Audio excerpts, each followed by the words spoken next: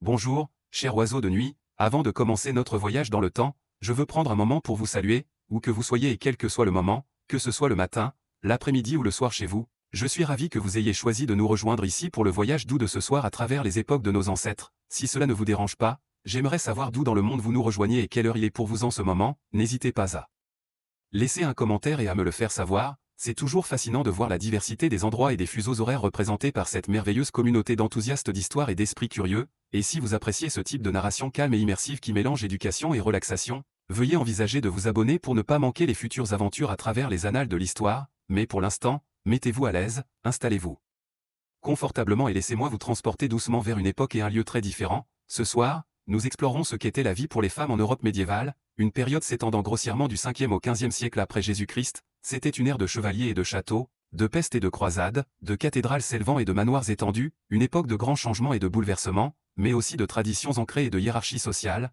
Pour la vaste majorité des femmes, la vie quotidienne au Moyen-Âge était bien loin des images romantiques de chevalerie, d'amour courtois et de princesses de contes de fées qui tendent à dominer nos perceptions modernes. La réalité était souvent dure, oppressive et impitoyable, avec peu de droits ou de libertés accordées aux femmes de la naissance à la mort. La plupart étaient subordonnées aux hommes, d'abord à leur père, puis à leur mari, avec peu d'opportunités de déterminer leur propre destin. Bien sûr, les expériences variaient quelque peu en fonction de la classe sociale et des circonstances. Une femme noble riche et une fille paysanne pauvre menaient sans doute des vies très différentes, mais à travers le spectre, les femmes faisaient face à beaucoup des mêmes défis et limitations fondamentaux, profondément enracinés dans les croyances culturelles et les pratiques dominantes de l'époque. Dans les heures à venir, nous plongerons profondément dans de nombreuses facettes de la féminité médiévale, en traçant la trajectoire typique de l'enfance à l'adolescence, au mariage et à la maternité, jusqu'à la vieillesse. Nous explorons leur routine quotidienne et leurs responsabilités, leur rôle au sein de la famille et de la société en général, les problèmes de santé et les difficultés qu'elles affrontaient, et les codes moraux stricts qui régissaient leur comportement. En chemin, je partagerai les histoires intimes de plusieurs femmes médiévales réelles dont les vies ont laissé une marque dans les archives historiques, pour le meilleur ou pour le pire, reines et roturières, nonnes et femmes nobles, guérisseuses et accusées d'hérésie, chacune avec une perspective unique à ajouter à notre compréhension de cette ère multifacette. Mais avant de nous immerger pleinement dans le passé lointain, commençons par poser la scène. Imaginez si vous voulez un monde éclairé seulement par le feu, un monde où le rythme de la vie tournait autour du lever et du coucher du soleil, un monde d'extrême, de grandeur opulente pour quelques privilégiés et de pauvreté écrasante pour les masses opprimées. Imaginez un paysage parsemé de châteaux de pierre imposants, leurs tours et remparts dominant la campagne, à proximité des cottages aux toits de chaume regroupés autour de la maison du manoir, la fumée s'échappant de leurs cheminées. Au loin, les flèches d'une grande cathédrale perçaient le ciel, les cloches sonnant pour marquer les heures canoniques. L'air aurait été rempli de l'odeur terreuse de la fumée de bois, du pain cuisant et des animaux de ferme, la bande-son un vacarme de chiens aboyants, de bétail braillant, de marteaux et de haches résonnant du forgeron et du bûcheron. Les gens peinaient sans relâche du lever au coucher du soleil, avec peu de répit dans la lutte quotidienne pour la survie. Dans ce monde, une fille médiévale est née. Dès son premier souffle, les chances étaient contre elle d'une manière qu'il est difficile pour nous de pleinement comprendre aujourd'hui. Dans notre monde moderne de soins de santé avancés, de technologie, de droits humains et d'égalité, il est sobring de confronter à quel point la vie était brutalement différente pour nos aïeuls. Donc, alors que nous remontons le temps ce soir pour marcher un mile dans leurs chaussures, il est important de reconnaître notre propre perspective et préjugés du XXIe siècle. Nous ne pouvons pas voir le monde médiéval à travers une lentille purement moderne ni juger ses habitants selon nos propres normes et valeurs. Notre objectif est simplement de mieux comprendre le contexte et les conditions que ces femmes habitaient, d'écouter leurs histoires avec un esprit ouvert et, ce faisant, d'accroître notre conscience de à quel point nous sommes venus loin et à quel point nous avons encore à aller en termes d'égalité des genres. Donc sans plus tarder, commençons au début avec un aperçu des premières années ténues de la vie d'une femme médiévale. Au Moyen-Âge, l'enfance était une étape de vie précaire et fugitive, peut-être encore plus pour les filles que pour les garçons. Les taux de mortalité infantile étaient déchirants selon les normes modernes, avec de nombreuses estimations suggérant que 30 à 50% des enfants ne vivaient pas jusqu'à leur 5e anniversaire. Les accidents, la malnutrition et les maladies emportaient d'innombrables jeunes vies, et le spectre d'une tombe précoce planait sur chaque berceau.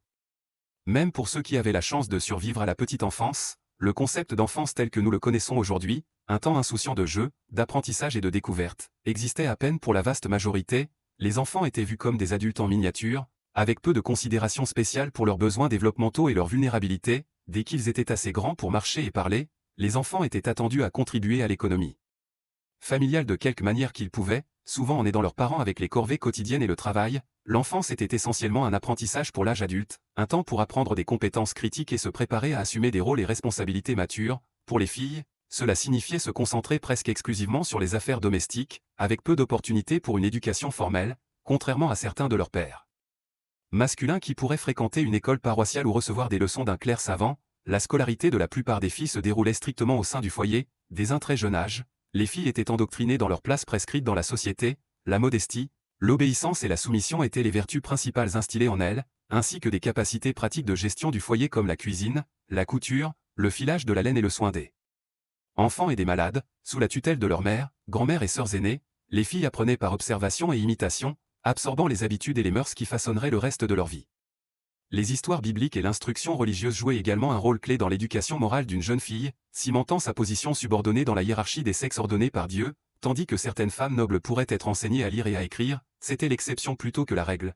Pour la fille paysanne moyenne, l'apprentissage formel était extrêmement rare et les taux d'alphabétisation féminine étaient extrêmement bas, autour de 5% même parmi les classes supérieures. L'éducation des filles n'était simplement pas vue comme une priorité par rapport à s'assurer qu'elles étaient préparées pour leur destin ultime, devenir épouses et mères, et en effet, la fin de l'enfance arrivait souvent abruptement et décisivement avec l'arrivée de la puberté et du mariage. Au Moyen-Âge, le mariage était moins une question d'amour ou d'épanouissement personnel qu'un arrangement pragmatique conçu pour renforcer les alliances familiales, accroître la stabilité économique et produire la prochaine génération. Pour les filles, les mariages étaient typiquement arrangés par leur père ou un autre parent mâle, avec peu d'apport de la mariée elle-même.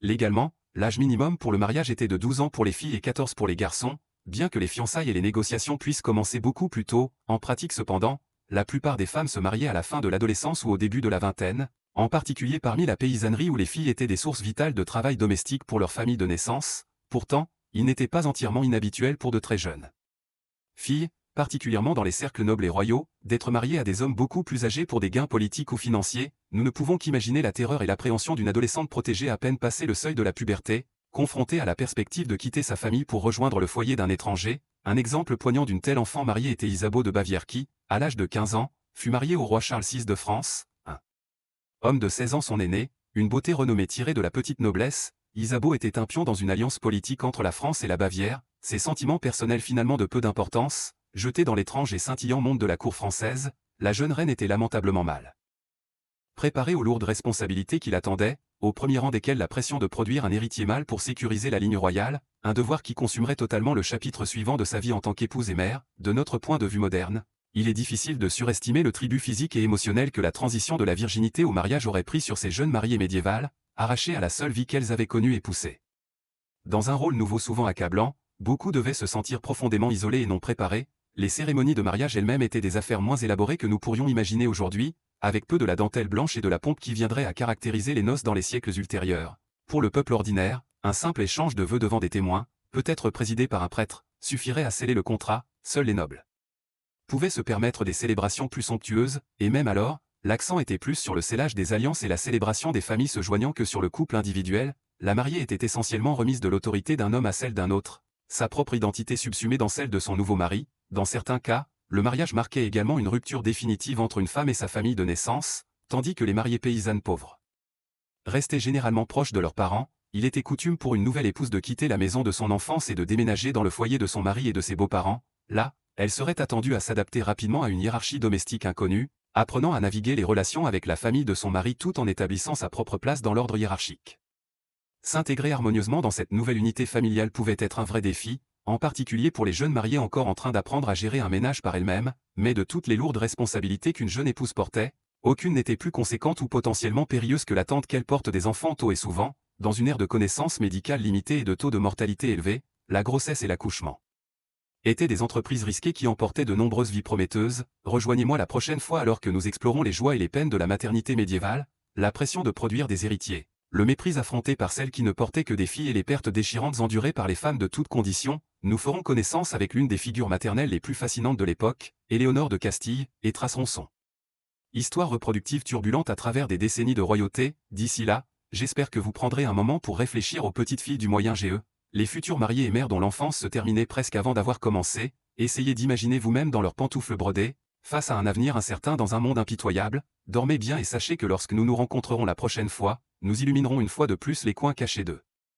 l'histoire et donnerons voix aux femmes souvent sans voix qui y vivaient, car la leur est une histoire qui mérite d'être racontée, peu importe à quel point elle est distante ou difficile. Merci comme toujours d'avoir passé ce temps avec moi. Doux rêve et je vous verrai bientôt pour une autre histoire ennuyeuse au coucher tirée des pages de notre passé collectif. D'ici là, adieu. Comme nous l'avons vu, les femmes médiévales étaient soumises à une oppression et à une restriction intense dans pratiquement tous les domaines de la vie, de la naissance à la mort, leurs existences étaient étroitement contrôlées par les hommes autour d'elles, père, mari, frère, prêtre. Une femme avait peu d'autonomie sur son propre corps, son esprit ou son destin, elle était toujours sous le vigilant des figures d'autorité masculine, prompte à punir toute transgression perçue. La moralité dure du Moyen Âge, enracinée dans la doctrine religieuse, plaçait les femmes dans un bagne impossible, d'une part, les enseignements de l'Église les présentaient comme intrinsèquement pécheresses et moralement faibles, filles de la tentatrice Ève, leur beauté était vue comme une menace, un outil pour égarer les hommes, les femmes étaient attendues à couvrir leurs cheveux et à s'habiller modestement pour éviter d'enflammer la luxure masculine. En même temps, en tant qu'épouse et mère, le devoir principal des femmes était d'être obéissantes, chastes et pures,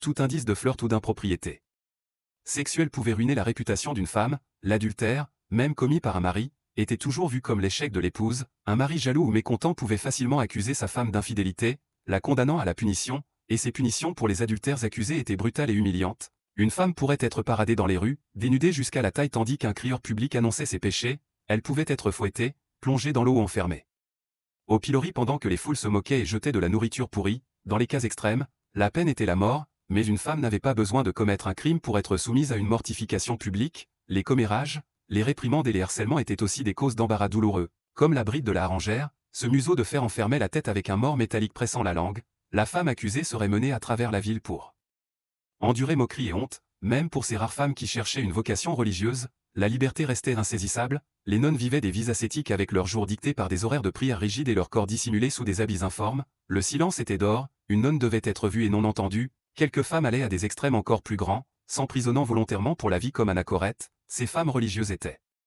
littéralement murées dans de petites cellules attachées aux églises avec seulement une petite fenêtre pour passer la nourriture et recevoir le sacrement. La plupart ne ressortiraient jamais, ayant librement choisi ce destin sinistre. L'une des anachorètes les plus célèbres était la mystique anglaise Julienne de Norwich. Jeune femme, Julienne tomba gravement malade et vécut une série de visions divines. Après s'être rétablie, elle décida de se retirer du monde et de vivre en réclusion permanente.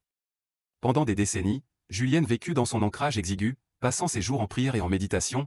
Elle écrivit sur ses expériences mystiques dans son livre Révélation de l'amour divin, considéré comme le premier livre en langue anglaise écrit par une femme. Julienne trouva la liberté spirituelle dans son confinement, mais pour la plupart, c'était une sentence sinistre. Alors que Julienne gribouillait dans sa cellule, la plupart des femmes médiévales peinaient dans une corvée écrasante. Leur réalité quotidienne n'était rien de moins qu'un cauchemar éveillé selon les normes modernes.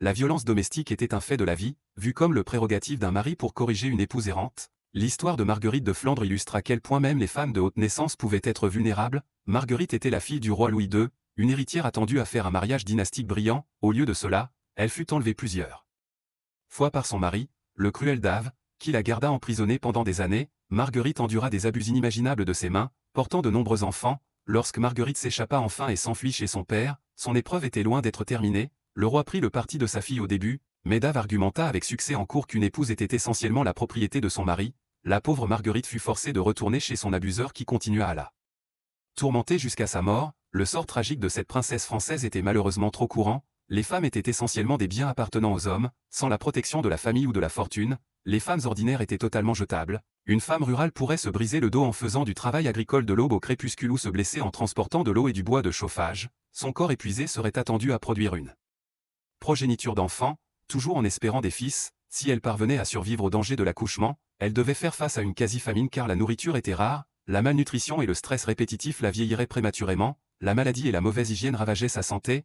Les puces, les poux et les punaises de lit étaient des compagnons constants. Elle était vieille avant l'âge. Pour les femmes célibataires, la survie signifiait souvent recourir à la mendicité ou à la prostitution. Les femmes non attachées étaient vues avec une profonde suspicion par la société médiévale. Les femmes étaient attendues à être sous la domination d'un homme, soit un mari soit un parent mâle. Sans cette protection et ce contrôle, elles étaient vues comme dangereuses et non naturelles. Celles qui vendaient leur corps pour survivre vivaient en marge dans tous les sens. Les prostituées étaient simultanément nécessaires et méprisées. Des villes comme Londres avaient des districts de lumière rouge désignés tels que ceux où les bordels pouvaient opérer sous licence. Mais malheur à la femme surprise à exercer son commerce en dehors de ses frontières. Des amendes sévères et du temps au pilori l'attendaient. Aussi mauvaise que soit leur situation, les prostituées s'en sortaient encore mieux que d'autres femmes désespérées. Celles qui sombrèrent dans la vagabondage ou rejoignirent des bandes errantes de criminels risquaient un traitement brutal de la part de la loi. La justice médiévale était rapide et sans pitié. Les femmes pouvaient être fouettées, marquées ou soumises à la mutilation pour des crimes aussi mineurs que le vol, mais toutes les femmes, que ce soit princesses ou prostituées, vivaient à l'ombre d'une menace encore plus sombre. Le spectre de la violence contre les femmes planait large, un danger inévitable. Les hommes de toute classe, des nobles aux paysans, voyaient les femmes autour d'elles comme du gibier à utiliser et abuser, la notion de consentement était virtuellement inexistante, seulement si la victime était une vierge non mariée, idéalement de bonne famille, ses plaintes étaient prises au sérieux, même alors, le meilleur qu'elle pouvait espérer était que son agresseur soit pressé de l'épouser, après tout,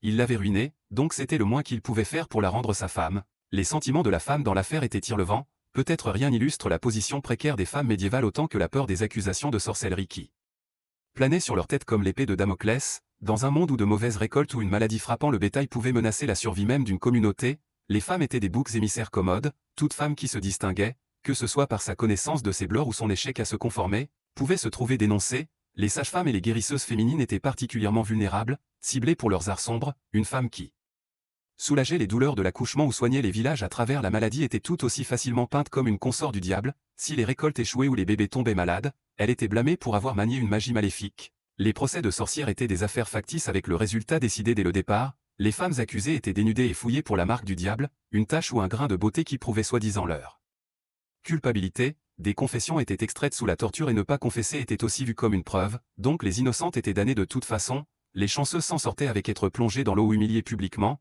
mais de nombreuses sorcières accusées rencontraient une fin ardente, brûlées sur le bûcher devant une foule moqueuse. La misogynie palpable des procès de sorcières servait de rappel puissant à toutes les femmes médiévales qu'elles marchaient sur le fil du rasoir. Tout faux pas ou mouvement faux pouvait s'avérer fatal. Étant donné cette oppression suffocante constante et la menace de violence masculine, il est étonnant que les femmes médiévales aient réussi à tailler n'importe quel lambeau d'agence et d'autodétermination, mais de petite façon, certains individus remarquables ont résisté et se sont rebellés contre la vie que les hommes et la société leur prescrivaient. Il y avait Christine de Pisan, l'une des premières auteurs professionnelle féminine qui osa défier la haine rampante des femmes dans les œuvres savantes masculines. Son livre Le Livre de la Cité des Dames compile les histoires de femmes notables et confronte directement les arguments misogynes. En tant que veuve qui écrivait pour subvenir à ses besoins et à ceux de ses enfants, de Pisan faisait face à la condescendance des intellectuels masculins, mais elle persista néanmoins, arguant passionnément pour l'égalité morale et intellectuelle des femmes. Des siècles en avance sur son temps, de Pisan planta les premières graines de ce qui fleurirait éventuellement en féminisme, et dans les vies de nombreuses femmes ordinaires, il y avait des actes calmes de résilience et de solidarité. Les femmes comptaient les unes sur les autres pour le soutien dans la chambre d'accouchement et formaient des réseaux pour s'occuper des enfants les unes des autres. Dans les champs, elles partageaient des commérages et des plaintes, trouvant des moments fugaces de légèreté et de rire au milieu de la corvée. Les mères enseignaient soigneusement à leurs filles les compétences dont elles auraient besoin pour survivre à leur lot dans la vie, de la gestion d'un ménage à la navigation des eaux traîtresses du mariage. Elles armaient la prochaine génération avec les outils pour endurer si ce n'est surmonter les difficultés qui les attendaient. Oui, l'image globale de la vie pour les femmes médiévales est sombre, leur monde était teint de corvées incessantes, de souffrance et de soumission, et pourtant, il est crucial de reconnaître que les femmes n'étaient jamais de simples victimes passives. Elles trouvaient des façons de revendiquer le pouvoir et l'agence là où elles le pouvaient, de façon grande et petite. À travers tout cela, elles affichaient une remarquable ténacité, grâce et résilience. Alors que nous clôturons notre voyage à travers les réalités déchirantes de la féminité médiévale, il vaut la peine de réfléchir à quel point nous sommes venus loin aujourd'hui. La notion que les femmes sont la propriété des hommes à disposer comme ils l'entendent est abhorrente, et bien que des accusations de sorcellerie puissent encore voler dans certaines cultures, nous ne brûlons plus les femmes sur le bûcher pour des crimes qu'elles n'ont pas commis, mais même en reconnaissant ce progrès, nous devons rester lucides sur les injustices et oppressions très réelles que les femmes continuent à affronter dans le monde entier. Les formes peuvent avoir changé, mais le combat pour une équité et une liberté véritable est loin d'être terminé. La misogynie médiévale peut sembler une relique distante, mais ses échos résonnent encore aujourd'hui. Donc alors que vous dérivez vers le sommeil, prenez un moment pour apprécier la profonde force et le courage des femmes qui nous ont précédés. Elles ont porté l'insupportable et, ce faisant, ont pavé la voie pour que les générations futures forgent un meilleur chemin. Nous nous tenons sur les épaules des femmes médiévales qui ont enduré, et nous leur devons de continuer à lutter pour un monde où chaque femme peut vivre avec dignité, sécurité et liberté. La route devant nous peut être longue, mais comme Christine de Pisan l'a si éloquemment écrit, le sexe féminin a été laissé sans défense depuis si longtemps que certains hommes pensent que c'est comme ça que ça doit être. Brique par brique, nous prouvons que ces hommes ont tort et construisons une nouvelle réalité. Les femmes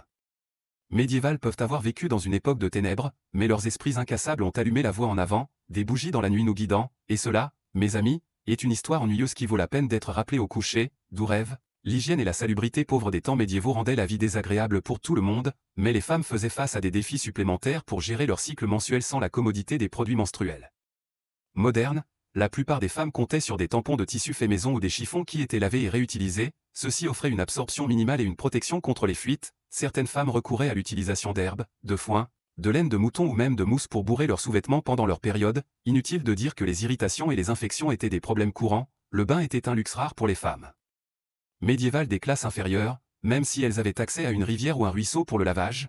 l'eau était souvent polluée par des déchets humains et animaux, répandant des maladies. La plupart des gens souscrivaient à la croyance que l'eau pouvait transporter la maladie dans le corps à travers les pores de la peau. Cela menait à des bains peu fréquents, peut-être quelques fois par an, complétés par des bains à l'éponge. Les poux et les puces étaient rampants, la lessive était une autre bataille constante. Les vêtements devaient être lavés à la main dans une marmite sur le feu ou dans une rivière, frottés contre une planche à laver, puis essorés et suspendus pour sécher. Le processus était écrasant pour le dos et chronophage. Les vêtements lourds mouillés placés près du feu étaient un risque de brûlure. La plupart des familles ne possédaient qu'un ou deux ensembles de vêtements qui étaient portés jusqu'à l'usure, rendant la lessive encore plus difficile. Dans les châteaux et les manoirs de la noblesse, les normes de propreté étaient quelque peu meilleures, mais encore loin des attentes modernes. Les riches pouvaient se permettre des serviteurs pour chauffer l'eau, préparer les bains et laver les vêtements plus régulièrement. Des huiles parfumées et des herbes masquaient les odeurs. Cependant, même la plus grande forteresse de pierre manquait d'eau courante, de toilettes à chasse d'eau et d'évacuation appropriée des déchets. Les pots de chambre étaient vidés par les fenêtres dans les cours. Il est révélateur que l'un des cadeaux de mariage les plus populaires et précieux qu'une mariée aristocratique médiévale pouvait recevoir était une fourrure anti-puce, un manteau de fourrure destiné à attirer les puces loin du corps. Les parasites étaient inévitables. Les rats courant à travers les chambres à coucher et les salles de banquet répandaient les puces qui portaient la peste bubonique. Lorsque la mort noire balaya l'Europe au XIVe siècle, elle élimina une estimation de 60% de la population. Les femmes étaient en première ligne pour soigner les malades et pleurer les morts. La mort et la dévastation généralisée des années de peste perturbèrent la société et accélérèrent les changements dans les pratiques médicales médiévales. Soigner les malades tombait largement sur les femmes dans leur rôle d'épouse, de mère, de sage-femme et de nonne. À une époque où les médecins étaient chers et peu nombreux, les soins fournis par les femmes étaient critiques. Les couvents servaient souvent d'hôpitaux de dernier recours pour les pauvres et les démunis. Les nonnes âgées transmettaient des remèdes populaires à base d'herbes à leurs novices. Certaines femmes transformaient leur connaissance de la guérison en carrière de sage-femme, d'apothicaire et de chirurgienne. Au XIVe siècle à Paris, Jacqueline Félicie de Almagna fut jugée par la faculté de médecine de l'Université de Paris pour pratique illégale de la médecine en tant que femme. Ses patients, y compris des prêtres et des femmes nobles, témoignèrent en sa faveur, louant ses compétences diagnostiques et thérapeutiques qui surpassaient celles des médecins masculins. Néanmoins, elle fut excommuniée et interdite de pratiquer davantage. C'était une femme rare qui parvenait à réussir dans le domaine médical dominé par les hommes. Plus souvent, les remèdes maison d'une femme étaient étiquetés comme sorcellerie et superstition. Quiconque déviait de la doctrine approuvée par l'Église risquait d'être marqué comme hérétique ou sorcière. Les sages-femmes étaient particulièrement vulnérables aux accusations de sorcellerie si un bébé ou une mère mourait en accouchement. Si une femme connaissait les plantes et les herbes pour soulager la douleur ou mettre fin à une grossesse, elle pouvait être condamnée pour consorter avec le diable. La femme sage d'un village pourrait être respectée comme guérisseuse dans sa jeunesse mais vilipendée comme sorcière dans sa vieillesse. Les inquisiteurs interrogeaient et torturaient les suspects, contraignant des confessions. Une fois qu'une femme était accusée, il était presque impossible de prouver son innocence, surtout si elle était célibataire ou âgée sans parents masculins pour la défendre. Les femmes constituaient plus de 80% des 50 000 à 100 000 âmes malheureuses estimées exécutées pour sorcellerie entre 1500 et 1660. Les chasses aux sorcières et les bûchers étaient la manifestation ultime du besoin du patriarcat médiéval de contrôler et punir les femmes qui osaient défier les normes culturelles. Même une femme qui s'efforçait d'être une épouse, mère et chrétienne parfaite était encore entachée par le péché originel d'Ève,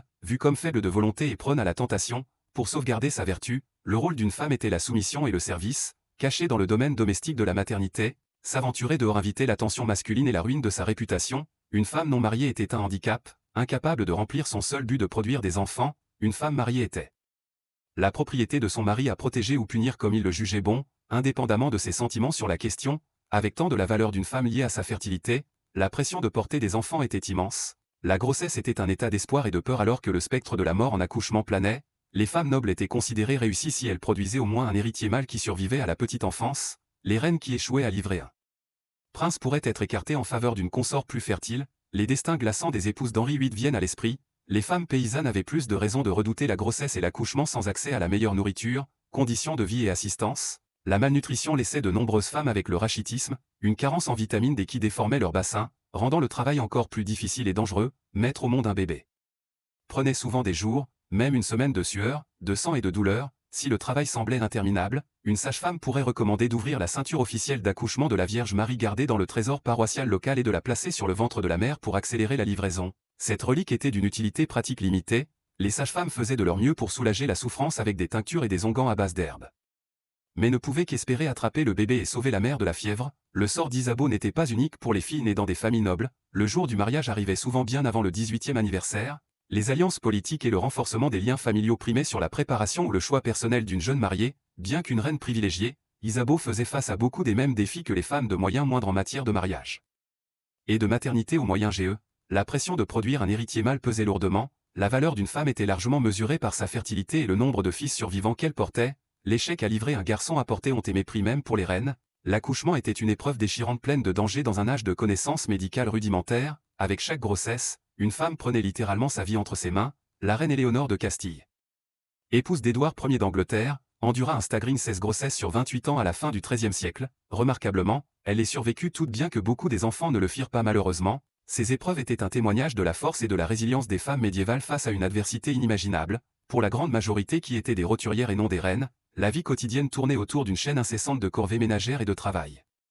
Écrasant du lever au coucher du soleil, si une femme ne cuisinait pas, ne nettoyait pas, ne cousait pas ou ne s'occupait pas des enfants, elle toilait probablement aux côtés de son mari dans les champs, fétchant de l'eau ou ramassant du bois de chauffage. La vie privée était un luxe largement inconnu pour la famille moyenne aux moyens GE. La plupart des demeures étaient de petits espaces exigus où tout le monde mangeait, dormait et passait sa vie en très proche proximité. Les lits étaient partagés par nécessité, une pratique assez courante mais qui pouvait certainement engendrer tensions et discorde entre couples ou parents et enfants. L'hygiène et la salubrité laissaient beaucoup à désirer selon les normes modernes. Les puces, les poux et d'autres parasites étaient des faits de la vie. Les pots de chambre étaient à portée de main et les déchets étaient souvent jetés dans les rues. Il n'est pas étonnant que la maladie courait rampante dans les villes et cités médiévales, mais peut-être aucun aspect de la vie d'une femme n'était aussi éprouvant et tragique que le manque de contrôle sur son propre destin. Le concept de liberté personnelle et d'autodétermination tel que nous le connaissons aujourd'hui n'existait simplement pas pour la vaste majorité des femmes au moyen GE. Du berceau à la tombe, le chemin d'une femme était dicté par les hommes dans sa vie. Père, mari, frère, fils, même une femme de talent et d'intellect considérable avait du mal à forger une existence indépendante. L'écrivaine française Christine de Pisan se distingue comme une rare exception. Après avoir perdu son mari à un jeune âge, de Pisan défia la convention en subvenant à ses besoins et à ceux de ses enfants comme scribe et auteur professionnel. Dans son œuvre la plus célèbre, le livre de la Cité des Dames, elle imaginait une ville allégorique peuplée par de grandes femmes de l'histoire et de la mythologie. C'était un acte révolutionnaire de l'imagination dans un temps où la sagesse dominante tenait que les femmes étaient des créatures faibles et volages incapables de raison ou de vertu, mais la pensée proto-féministe de Pisan était des siècles en avance sur son temps. Pour la plupart des femmes médiévales, leur corps n'était pas entièrement les leurs. Elles étaient à la merci des désirs et caprices de leur mari, sujettes à des abus physiques et sexuels avec peu de recours. Le viol conjugal n'était pas un concept, une femme était considérée comme la propriété de son mari. La violence domestique était le prérogative d'un mari. Si une épouse battue osait se plaindre, elle était plus susceptible d'être réprimandée pour avoir provoqué sa colère que de voir la justice servie. Même une haute naissance avait peu de protection contre un conjoint abusif. Lorsque Marguerite la comtesse de Flandre déplut à son cruel mari Louis de Male, il la fit enlever, emprisonner et menaça d'exécution au XIVe siècle. Son histoire se lit comme un cauchemar gothique. Mais elle était trop réelle pour d'innombrables femmes médiévales. L'Église qui imprégnait chaque aspect de la société médiévale renforçait souvent les attitudes oppressives envers les femmes. Depuis qu'Ève tenta Adam avec le fruit défendu, les femmes avaient été vues comme intrinsèquement pécheresses, moralement suspectes, séductrices qui égaraient les hommes. La sexualité féminine était quelque chose à étouffer et à contrôler strictement. Le devoir primordial d'une femme était de rester chaste et pure, idéalement comme une vierge consacrée au Christ, mais sinon comme une épouse et mère vertueuse. Malheur à toute femme qui sortait de ces lignes étroites de comportement acceptable. Les conséquences pouvaient être sévères, une réputation ruinée, l'abandon, la punition physique, même la mort dans les cas extrêmes. Certaines femmes pieuses cherchaient à échapper aux dangers et déceptions du monde extérieur en se retirant dans la réclusion religieuse. La mystique anglaise Julienne de Norwich choisit d'être murée dans une petite cellule attachée à une église au début du XVe siècle, recevant nourriture et nécessité à travers une petite fenêtre. Là elle passa des décennies en prière et contemplation solitaire, écrivant même une remarquable série de révélations. Pour elle, la cellule d'Anachorète signifiait sécurité et but spirituel, mais aux yeux modernes, cela ressemble beaucoup à l'isolement solitaire. Comme nous l'avons vu, la vie pour la femme médiévale était définie par la constriction des opportunités, du corps, de l'esprit, corsetée par des rôles de genre rigides, corsetée par la doctrine religieuse, confinée à la sphère domestique. Elle endurait d'énormes difficultés et mourait souvent jeune. Mais alors comme maintenant, les femmes trouvaient des façons de laisser leur marque, d'affirmer leur agence, de se battre contre leur oppression de façon grande et petite, à travers la ténacité et la grâce, la fureur et la foi, les larmes et la corvée. Elles persévéraient, bien que les siècles aient apporté des libertés et des progrès durement gagnés. Le spectre de la misogynie qui hantait le moyen GE n'a pas complètement relâché sa prise sur le présent. De notre temps, nous réconîmes encore avec beaucoup des mêmes problèmes, traitement inégal, police des corps des femmes, violence basée sur le genre et discrimination. En apprenant sur les épreuves affrontées par nos aïeuls, nous venons à apprécier leur force d'autant plus et à voir à quel point nous avons encore à aller. En nous souvenant des femmes du passé distant, nous honorons leur sacrifice, leur esprit indomptable. Face à l'adversité, nous leur devons de continuer à lutter pour un monde dans lequel la valeur d'une femme est mesurée non par les fils qu'elle porte ou la maison qu'elle tient, mais par la force de son intellect, la profondeur de sa compassion, le feu de sa conviction, la grandeur de son âme. La morosité et le froid d'une demeure paysanne médiévale typique est difficile pour nous de concevoir aujourd'hui, habitués que nous sommes au confort et commodité modernes. Imaginez si vous voulez une hutte d'une ou deux pièces, des murs érigés de pieux en bois entrelacés de bâtons et emballés d'un mélange grossier de boue, de paille et de fumier. Le sol était simplement de la terre battue foulée par les pieds des générations. Si la famille était légèrement mieux lotie, elle pourrait profiter du luxe relatif de quelques planches de bois grossièrement taillées posées sur le sol terreux, mais il y aurait peu de répit de l'humidité et du froid suintant du sol, glaçant jusqu'aux os. Le toit de chaume au-dessus pourrait garder le pire de la pluie, mais c'était une bataille constante pour réparer les fuites et garder la vermine à distance. Dans un coin de cette demeure lugubre, une femme médiévale s'accroupissait sur l'âtre, attisant le feu fumant, la suie tachait son visage et sa robe de laine filée à la maison. Ses mains rougies et gercées maniaient expertement une marmite en fonte, remuant une potage aqueuse, l'aliment de base de l'alimentation d'une famille paysanne. Dans le liquide bouillonnant allaient tous les légumes maigres qui pouvaient être épargnés de la récolte, avec un précieux morceau ou deux de porc salé un jour de fête s'ils étaient chanceux. C'était le domaine de la ménagère médiévale, un monde sombre et étouffant borné par les murs nus en terre du cottage et les chemins boueux du village au-delà. De l'aube au crépuscule, sa vie tournait autour d'un round incessant de corvées: nourrir le feu, transporter l'eau, cuisiner, filer, coudre, laver, récurer et s'occuper des besoins de son mari et de ses enfants. Le travail d'une femme n'était jamais terminé comme le dit le vieux dicton, et nulle part cela n'était plus vrai qu'au Moyen-Âge, tandis que son mari travaillait dans les champs ou peut-être exerçait un métier comme forgeron ou charpentier dans le village. La place d'une femme était fermement à la maison, son rôle était d'être la gardienne subordonnée avec peu de pensée donnée à ses propres besoins, désirs ou ambitions. Les outils de son commerce étaient simples et peu nombreux: quelques marmites en fonte, des bols et ustensiles en bois, une meule en pierre pour moudre le grain en farine, un fuseau et un dévidoir pour filer la laine en fil. Avec ses instruments maigres, elle était attendue à accomplir des miracles domestiques, étirant des ressources rares pour nourrir et vêtir sa famille, mais même alors qu'elle remuait la potage et pétrissait le pain noir dense qui était l'aliment de base de l'alimentation paysanne médiévale. L'esprit d'une femme pourrait dériver vers des choses plus élevées. Le sermon du dimanche du prêtre du village avait parlé de la Vierge Marie, ce parangon de vertu féminine qui avait donné naissance au Sauveur lui-même. Sûrement il devait y avoir un but plus grand à la vie d'une femme que cette corvée sans fin. De telles pensées dangereuses étaient rapidement écrasées cependant. Pour une femme médiévale, le chemin vers le salut ne résidait pas dans des rêves grandioses mais dans une humble soumission à son mari et à Dieu. S'efforcer pour quoi que ce soit de plus était risquer des accusations d'orgueil, de volonté ou pire de tout sorcellerie. Non, il valait beaucoup mieux garder la tête basse, sa vertu intacte et prier pour le meilleur dans la vie à venir, car dans le royaume mortel, le lot d'une femme était teint de difficultés et de servitude incessantes, et malheur à toute femme qui osait sortir des rangs ou questionner sa station, comme nous le verrons dans les histoires à venir.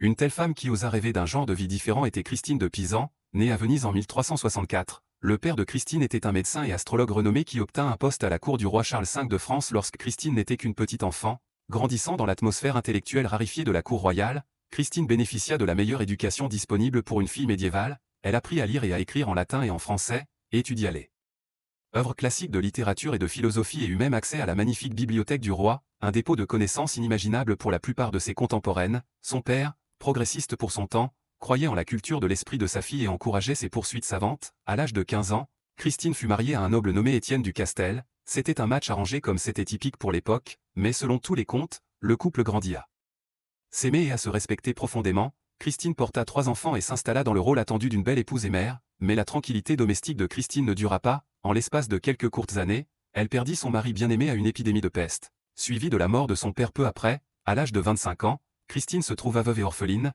laissée seule pour subvenir à ses besoins et à ceux de ses jeunes enfants dans un monde qui avait peu d'utilité. Pour une femme éduquée sans la protection d'un homme, face à la ruine financière et à la perte de sa bibliothèque chérie, Christine prit une décision courageuse et virtuellement sans précédent. Elle subviendrait à sa famille par son écriture, devenant l'une des premières auteurs professionnelles féminines d'Europe. Avec plume et encre, Christine se tailla une place dans le domaine presque exclusivement masculin de la littérature médiévale. Elle commença par écrire des ballades d'amour et de la poésie dévotionnelle, des genres considérés comme convenablement féminins et non menaçants. Mais alors que sa confiance et sa réputation grandissaient, Christine tourna son esprit vers des sujets plus lourds. Dans son œuvre la plus célèbre, le livre de la Cité des Dames, elle craftine une défense passionnée des femmes contre les attitudes misogynes de son temps. Avec une prose élégante et incisive, Christine démantela la notion omniprésente que les femmes étaient intrinsèquement moralement et intellectuellement inférieures aux hommes. Elle argua que les femmes étaient tout aussi capables de vertu, d'apprentissage et de leadership que leurs homologues masculins si seulement on leur donnait la chance de le prouver. À travers une série d'esquisses biographiques vives, Christine célébra les accomplissements de grandes savantes, artistes, guerrières et saintes féminines à travers l'histoire, du monde antique à son propre temps. Elle mit en lumière des femmes qui avaient surmonté des obstacles écrasantes pour laisser leur marque sur le monde. Il y avait la célèbre savante Hypatie d'Alexandrie, brutalement assassinée par une foule pour avoir osé enseigner la philosophie et les mathématiques, la redoutable reine Sémiramide d'Assyrie,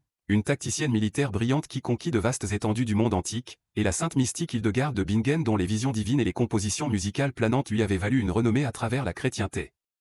Avec chaque histoire, Christine ébréchait l'édifice de la misogynie, faisant un cas puissant pour l'égalité fondamentale des sexes. Son message radical résonnait avec un petit mais croissant public de femmes éduquées qui voyaient en Christine un phare d'espoir dans une société qui cherchait à les garder dans l'ombre. Bien sûr, les vues proto-féministes de Christine n'étaient pas bien reçues par l'établissement masculin, elle endura des critiques sévères et des moqueries de certains quartiers.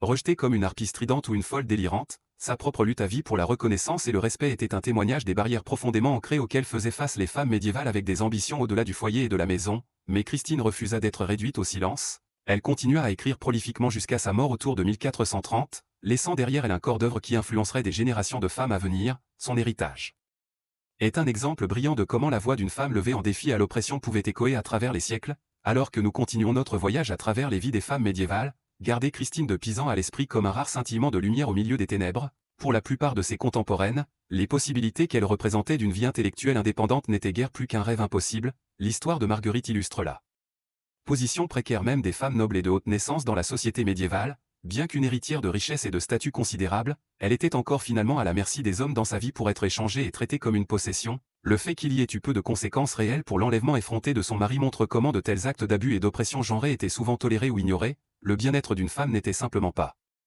une priorité. Bien sûr, les femmes des classes inférieures l'avaient encore pire avec peu d'argent ou de statut pour les protéger. Les femmes paysannes étaient des cibles faciles pour l'exploitation par les seigneurs, maîtres et même leurs propres maris ou pères. Les abus domestiques étaient rampants, vus non comme un crime mais comme une façon pour un homme de contrôler sa femme et ses filles. Selon la doctrine de l'Église, le devoir d'une femme était d'obéir et de se soumettre. Si elle sortait des rangs, la violence était considérée comme une forme acceptable de discipline. Empirant les choses, les femmes avaient très peu de recours ou de protection sous la loi dans la plupart des parties de l'Europe médiévale. Elles ne pouvaient pas porter plainte contre un abuseur, demander une séparation ou chercher justice en leur propre nom. L'intervention des voisins était rare car les affaires domestiques étaient considérées privées à moins que l'abus ne soit égrégeux et notoire assez.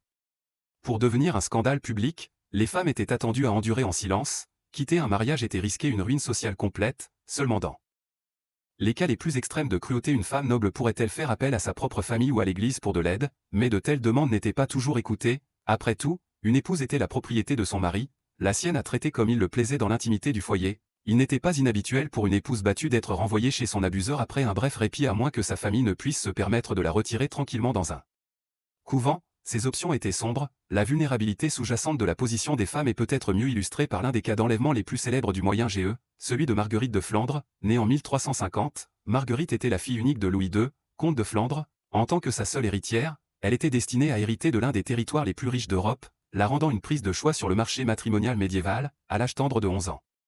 Elle fut mariée à Philippe de Rouvre, duc de Bourgogne, mais il mourut seulement 4 ans plus tard, faisant de l'adolescente Marguerite une veuve très riche en besoin d'un nouveau mari. Son père arrangea rapidement un autre match politique, cette fois avec Philippe le Hardi, également de Bourgogne. Cependant, un autre prétendant attendait dans les coulisses, le propre cousin de Marguerite, Louis III, comte de Flandre. Louis était impatient de garder le contrôle de la Flandre au sein de la famille, donc dans un mouvement effronté, il enleva sa jeune cousine, l'emportant à Gand. La pauvre fille avait peu à dire dans l'affaire alors que les hommes dans sa vie se battaient pour sa fortune considérable. Bien que son père l'ait finalement récupérée et ait vu à travers les fiançailles originales avec Philippe, toute l'affaire sordide démontre comment même les femmes d'élite étaient des pions dans les luttes de pouvoir des hommes. Une telle misogynie et oppression décontractée s'infiltrait dans tous les aspects de la vie d'une femme médiévale, même le spirituel. Les enseignements de l'Église catholique à cette période étaient fortement imprégnés de notions de subservience féminine, de péché et de tentation sexuelle. Depuis qu'Ève prit une bouchée de ce fruit défendu, les femmes étaient vues comme moralement plus faibles et plus prônées au vice que les hommes. En tant que descendantes d'Ève, les femmes étaient considérées comme intrinsèquement plus luxurieuses, vaniteuses, émotionnellement instables et intellectuellement déficientes. Ces prétendues failles justifiaient leur subordination aux hommes rationnels froids qui étaient chargés de contrôler le comportement des femmes pour leur propre bien et celui de la société. L'Église enseignait que les femmes vertueuses étaient obéissantes, chastes, modestes, silencieuses et diligemment domestiques, toujours au service de leur père, frère et mari. Toute déviation de cet idéal féminin pieux était rapidement condamnée. Les femmes franches, défiantes, ambitieuses ou opiniâtres étaient vues comme non naturelles et dangereuses menaces à l'ordre social, et bien sûr celles qui s'engageaient dans un comportement sexuel non sanctionné, sexe hors mariage, adultère ou prostitution étaient peintes comme des tentatrices méchantes menant les hommes au péché, peu importe que c'était généralement les hommes qui contraignaient et exploitaient les femmes dans de telles situations compromettantes. En premier lieu, donc il n'est pas surprenant que l'une des pires étiquettes qu'une femme pouvait attirer soit celle d'une sorcière. L'Église médiévale voyait la sorcellerie comme l'expression ultime du mal féminin, Une femme asservie au diable utilisant des pouvoirs surnaturels pour subvertir l'autorité masculine et corrompre l'innocent. Quel genre de femme attirait de telles accusations terribles? Souvent elle était une paria sociale d'une certaine sorte, une veuve vivant seule, une femme âgée non mariée, une sage-femme ou herbaliste, une mendiante ou quelqu'un qui ne rentrait pas tout à fait dans le rôle prescrit d'épouse et mère des murs. De telles femmes vulnérables faisaient les boucs émissaires parfaits pour tout type de malheur qui pourrait frapper une communauté, des récoltes échouées à la maladie à l'impuissance. Et la preuve la plus fragile pouvait justifier une torture et une exécution horrible, méthode du bûcher à la pendaison à la noyade, les chasses aux sorcières tant redoutées de la période moderne précoce avaient leurs racines dans la profonde méfiance et démonisation de l'église médiévale du pouvoir féminin non contrôlé. Bien sûr, la vaste majorité des femmes étaient loin d'être puissantes, tout le contraire, que ce soit dames de haute naissance ou paysannes lowly, les femmes menaient des vies extrêmement circonscrites, leur agence limitée à chaque tour par les hommes qui les dominaient, et donc elles se tournaient vers la prière. La religion était l'une des rares sphères qui offraient aux femmes une mesure d'autonomie et d'auto-expression, bien que sous des formes hautement contrôlées. Devenir nonne était une rare alternative au mariage, permettant à certaines femmes de poursuivre une vie de l'esprit isolée des exigences masculines.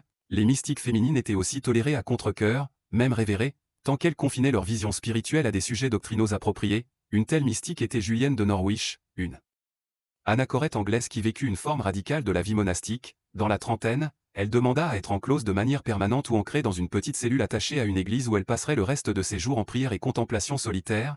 La porte de sa cellule fut scellée dans une cérémonie solennelle avec l'attente qu'elle ne passerait jamais à travers elle à nouveau, même dans la mort, son corps serait plus tard retiré à travers la haute fenêtre faisant face à l'intérieur de l'église. Pendant des décennies, Julienne vécut dans cette chambre en pierre pas plus de 15 pas de long, recevant nourriture et nécessité à travers une petite ouverture, et pourtant cette vie d'isolement et de privation inimaginable était encore préférable au mariage pour certaines femmes au moins. En tant qu'anachorète, Julienne n'était redevable à aucun homme sauf le Christ, elle pouvait se dévouer pleinement à sa pratique spirituelle sans les fardeaux des devoirs domestiques ou de la procréation. À travers sa haute fenêtre, elle servait aussi une sorte de conseillère aux paroissiens, offrant des prières et des conseils. Dans ce rôle, elle gagnait une mesure d'influence et d'autorité rarement accordée aux femmes. Ses visions mystiques enregistrées dans son livre Révélation de l'amour divin osaient même décrire Dieu en termes féminins comme une mère nourricière. Pour une femme de mettre en avant ses propres interprétations théologiques était un mouvement audacieux pour le moins. Que son écriture ait survécu du tout est un témoignage du respect qu'elle commandait dans sa communauté, mais la vie non conventionnelle de Julienne était encore finalement une de privation et d'enfermement.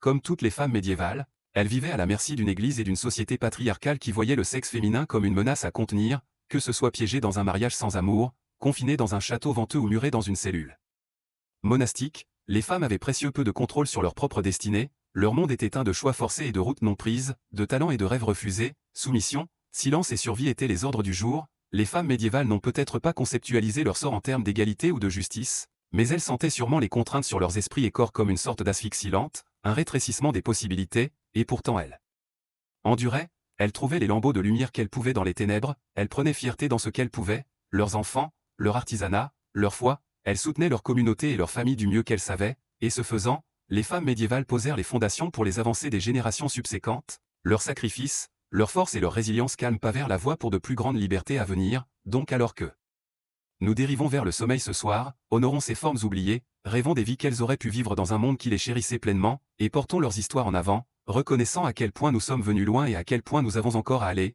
car en fin de compte, l'histoire des femmes est l'histoire humaine. Notre libération est à jamais liée les uns aux autres, et avec cela, je vous souhaite bonne nuit, reposez-vous bien, chers auditeurs, et rêvez d'eux. Tant plus clément, le récit déchirant de Marguerite illustre la position précaire même des femmes nobles dans la société médiévale, à la merci des hommes, leur choix et consentement importaient peu. Une femme, surtout une épouse, était une propriété à saisir et exploiter. Malheureusement, un tel mépris pour l'autonomie corporelle des femmes imprégnait tous les niveaux de la société. La violence domestique était rampante avec les maris ayant droit à chastiser physiquement leurs épouses comme ils le jugeaient bon, comme le décret du XVe siècle libère extra. Un homme peut chastiser sa femme et la battre pour sa propre correction car elle lui appartient, donc peut-il la chastiser? Les femmes paysannes portaient souvent le brin des frustrations de leur mari sur le travail des champs éreintants, la nourriture maigre et les conditions de vie misérables, avec de grandes familles entassées dans de minuscules cottages. La vie privée était inexistante et les tempêtes courtes, le vin et la bière consommée pour repousser la faim et l'eau contaminée n'aidaient certainement pas les choses. Plus haut dans l'échelle sociale, les maris aristocratiques pourraient exercer un peu plus de retenue avec leurs coups pour éviter de marquer les apparences de leurs épouses. Cependant, les abus conjugaux restaient courants si plus discrets. Une femme noble était encore la propriété de son seigneur à discipliner comme il le plaisait derrière les portes de chambre. Son devoir wifely était de se soumettre à son autorité en toutes choses. Bien sûr, la violation ultime était le viol conjugal, un concept qui n'existait même pas dans l'esprit médiéval, car le mariage était Principalement un véhicule pour les hommes de produire des héritiers légitimes, un mari avait un droit sans entrave à l'accès sexuel au corps de sa femme, sa participation volontaire était jugée irrelevante. Ces attitudes étaient seulement renforcées par la doctrine religieuse et les connaissances médicales rudimentaires de l'époque. Les enseignements de l'Église présentaient les femmes comme des créatures intrinsèquement pécheresses et luxurieuses qui devaient être gardées fermement sous contrôle masculin. Le désir féminin était une aberration, alors que le désir masculin était naturel et inévitable. Si un mari se forçait sur sa femme, eh bien, peut-être son comportement antigne avait déclenché ces urges bases. Les textes médicaux quant à eux prétendaient que la semence féminine devait être chauffée et stimulée à la procréation par l'action vigoureuse de la verge masculine. Le plaisir des femmes était considéré essentiel à la conception. Par cette logique, si une épouse devenait enceinte, sûrement elle devait avoir été une participante volontaire dans l'acte indépendamment de ses objections. Entre blâme de la victime et malentendu biologique, les femmes qui souffraient de violences sexuelles avaient peu de recours. Parler gagnait du mépris, du scepticisme et des accusations de séduction. Elle le voulait, elle l'a tenté au péché. Le poème médiéval Rupling conseillait même ce que vous ne pouvez empêcher, vous pourriez aussi bien en profiter.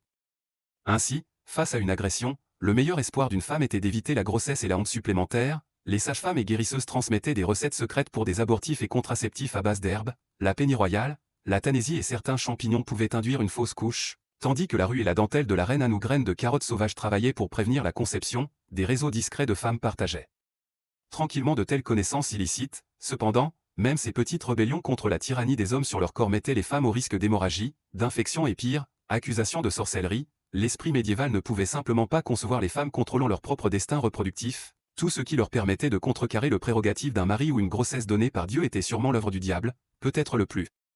Tragiquement, certaines femmes internalisaient cette oppression, venant à croire qu'elles ne méritaient pas mieux que les abus entassés sur elles. Quand le mariage était la seule option d'une femme et son mari son seigneur et maître, quel autre choix avait-elle que de se soumettre? Comment pouvait-elle imaginer une autre façon? Pourtant, malgré le trauma infligé à la fois à la chair et à l'esprit, les femmes médiévales enduraient, elles soignaient les blessures les unes des autres, murmuraient des mots de solidarité et dans des moments calmes composaient des vies qui transcendaient leurs souffrances. À travers une pure ténacité, elles continuaient, étant de belles épouses, des mères aimantes et des gardiennes de soi dans un monde qui leur accordait précieux peu. Continuant cette tradition séculaire de résilience féminine était une mystique anglaise qui s'éleva pour devenir l'une des théologiennes chrétiennes les plus influentes de son âge. Pourtant son existence cloîtrée commença non entièrement par choix mais comme un dernier recours pour une femme non mariable, née en 1343. La femme que l'histoire connaît comme Julienne de Norwich était probablement une fille en surplus dans une famille noble tombée sur des temps durs, sans dot ou connexions influentes. Ses options auraient été sombres, une vieille fille burde en somme dépendante de parents réticents ou une vie de travail agricole écrasant. Pour de telles femmes indésirables, le couvent offrait à la fois refuge et un vernis de respectabilité. Ainsi dans la trentaine précoce, Julienne se commit à l'une des formes les plus extrêmes de la vie religieuse, celle d'une anachorète, littéralement murée dans une petite cellule attachée aux côtés d'une église. Elle passerait le reste de ses jours en prière et contemplation, ne sortant jamais à la lumière du jour. La cérémonie requise portait toute la gravité d'une messe funéraire et à juste titre, une anachorète faisait un adieu permanent au monde des vivants. L'évêque saupoudrait la tombe de sa cellule de poussière et intonnait poussière à poussière. Avec la maçonnerie finale de la porte de la cellule, elle était considérée morte pour tout ce qu'elle connaissait auparavant, entrant dans sa tombe tout en étant encore bien vivante. Julienne ressentit probablement un mélange de terreur et de soulagement. Par la grâce de Dieu, elle avait échappé aux épreuves du mariage et de la maternité qui consumaient et détruisaient tant de femmes. Pourtant elle s'était condamnée à une sorte de mort vivante, piégée dans une prison de pierre à peine assez grande pour s'allonger. Encore pour la pieuse Julienne, même cette existence dure devait sembler préférable à être le bétail de quelque homme. Une anachorète jouissait d'un degré d'autonomie presque impensable pour une femme médiévale. Subsistant sur les aumônes laissées par les fidèles, elle n'était redevable à aucun mari ou père. Ses jours étaient les siens pour les passer en dévotion solitaire à son époux céleste. De plus, dans une société qui considérait les mots de la plupart des femmes comme du bavardage sans valeur, les prononcements d'une anachorète portaient une autorité spirituelle rare. Les gens du ville afflueraient à la petite ouverture rideau de la cellule de Julienne pour déverser leurs péchés et problèmes, espérant recevoir la sagesse divine des lèvres de la sainte femme, et dispenser la sagesse Julienne le fit bien que d'une inclinaison surprenamment progressive pour son temps. En 1373, elle vécut une série de visions vives pendant une maladie presque fatale. Ces choïnes mystiques renversèrent radicalement les enseignements chrétiens traditionnels sur le péché, la damnation et un Dieu courroucé. Critiquement, ces visions se centraient sur la mère de Jésus-Marie et la maternité de Dieu. Julienne voyait le divin comme un parent nourricier qui chérissait toute la création et ne pouvait jamais condamner aucun enfant bien-aimé au feu éternel. Dieu est notre mère aussi. Véritablement qu'il est notre Père, elle proclama, dans notre Mère Jésus nous grandissons et nous développons dans la miséricorde, il nous réforme et nous restaure. Cette théologie maternelle tendre se tenait en contraste frappant avec la vue patriarcale dure des femmes comme tentatrices méchantes et vasses souillées de péché. Pour Julienne, c'était l'orgueil des hommes et l'achat imprudent de l'amour qui marrait le travail parfait de Dieu. Les femmes comme la Mère Marie incarnaient la forme la plus pure d'amour et de miséricorde christique. Quand Julienne enregistra ses insights subversifs dans les révélations de l'amour divin, Elle devint la première femme à écrire un livre en langue anglaise. Malgré ses confines physiques, sa compassion radicale suinta pour permettre l'imagination religieuse populaire. Des décennies après son emmurement, les gens locaux se référaient encore à elle comme Dame Julienne qui vit à Norwich. En effet, bien que le corps de Julienne restât emmuré dans son ancrage, son esprit et son âme erraient librement. Dans sa cellule, elle créa un monde intérieur de sens et de beauté qui défiait la brutalité au dehors, pour elle.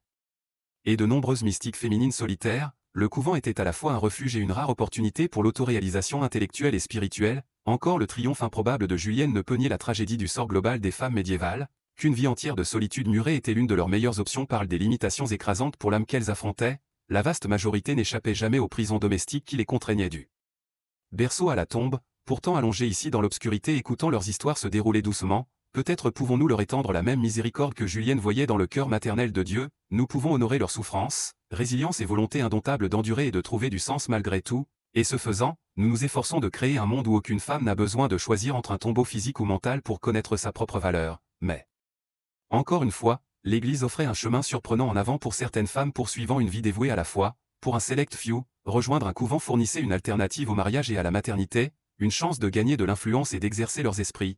Une femme remarquable qui prit ce chemin était Hildegarde de Bingen, née en 1098 dans une famille noble du Rhin. En tant que 10e enfant, elle fut dîmée à l'église et envoyée vivre dans un monastère à l'âge tendre de 8 ans. Plutôt que d'être opprimée par cette vie cloîtrée, Hildegarde s'épanouit. Elle vécut des visions mystiques dès un jeune âge qu'elle documenta dans des écrits théologiques vifs. Ses compositions musicales étaient révolutionnaires, des hymnes émouvants aux premiers jeux de moralité connus mis en musique. Adulte, Hildegarde fonda son propre abbaye et gagna une renommée généralisée comme prophète et intellectuelle à travers l'Europe. Elle correspondait avec des papes, des empereurs et des rois qui cherchaient ses insights spirituels et conseils. Son expertise couvrait la religion, la science, la médecine et la philosophie. Elle utilisait sa connaissance des remèdes à base d'herbes pour traiter les nonnes malades et les villages locaux. Bien que la brillance d'Hildegarde fût exceptionnelle, son histoire illustre comment la vie monastique offrait une oasis d'apprentissage et de culture pour les femmes derrière les murs de l'abbaye. Les nonnes pouvaient se dévouer à des poursuites savantes qui étaient interdites à leurs pères mariés. Elles passaient leurs jours en prière, méditation, tendant des jardins et produisant des œuvres incroyables d'art et de littérature.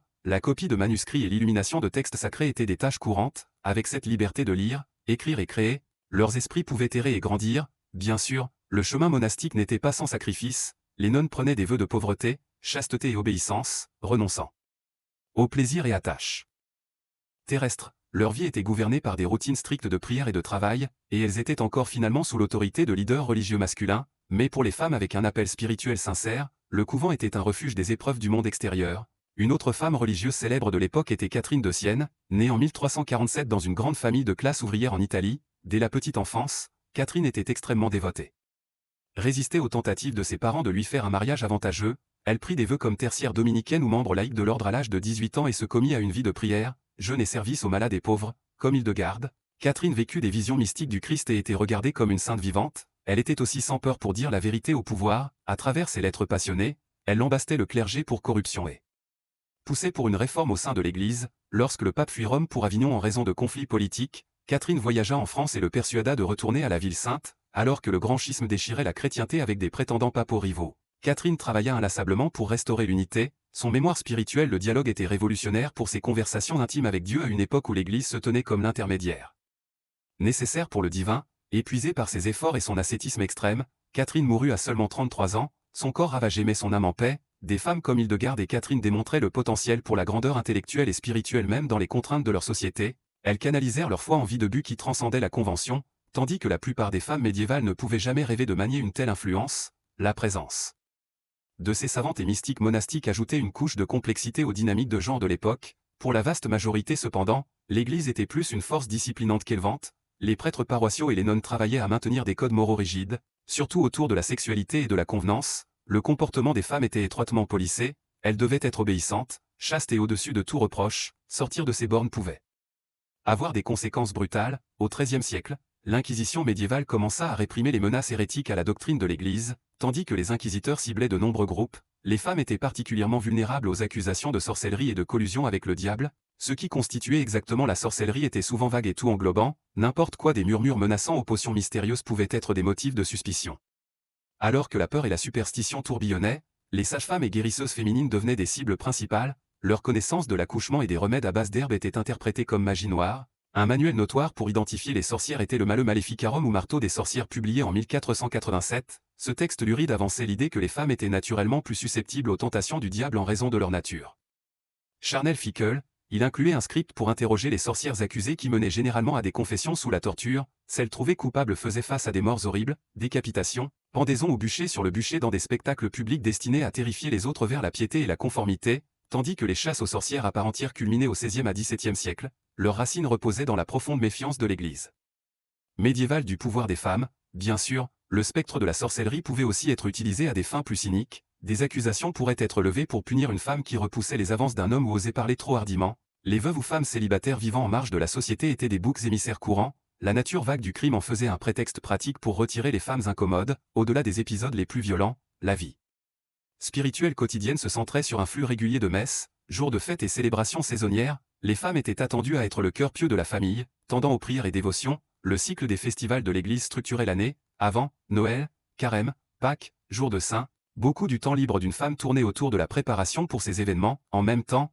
des traces de traditions païennes plus anciennes perduraient et se mélangeaient avec les pratiques chrétiennes. Les fêtes médiévales avaient souvent des éléments recoutéreux comme des danses de mai et des réjouissances de récolte que l'Église essayait d'apprivoiser. Certaines femmes trouvaient sûrement des façons d'expérimenter joie et libération dans ces festivités quasi religieuses. Finalement, l'Église était un cadre omniprésent que les femmes médiévales devaient naviguer avec une extrême prudence. Il offrait à la fois une justification idéologique pour leur subjugation et une route d'évasion occasionnelle des demandes mondaines. Les femmes devaient marcher sur le fil du rasoir, répondant à des attentes élevées de vertu tout en faisant face à une suspicion perpétuelle. La conformité à la doctrine religieuse était encore une autre contrainte sur leur liberté, comme nous l'avons vu. Que ce soit dans la sphère domestique, le monde du travail ou les yeux de l'Église, les femmes médiévales faisaient face à des défis incessants, mais même dans ce paysage impitoyable, certaines trouvaient des façons de tailler du sens et d'exercer une agence cependant petite. Dans l'étirement final de notre voyage à travers cette ère distante pourtant résonante, nous rencontrerons quelques femmes extraordinaires de plus qui parvinrent à laisser leur marque et considérerons comment l'esprit médiéval continue à façonner les dynamiques de genre aujourd'hui.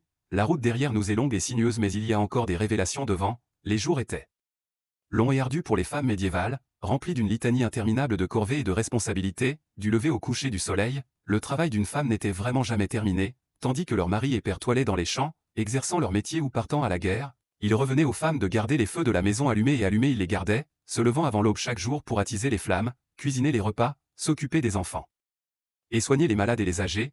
Il y avait peu de repos et encore moins de reconnaissance pour le rôle vital que les femmes jouaient pour garder leur famille et communauté fonctionnelle. Leur labeur quotidien était vu comme simplement une extension de leur devoir féminin, aussi naturel et attendu que le lever et le coucher du soleil. La valeur d'une femme était mesurée non par son intelligence, ses talents ou ses rêves mais par les fils qu'elle portait, la propreté de sa maison et la subservience qu'elle montrait à ses supérieurs masculins.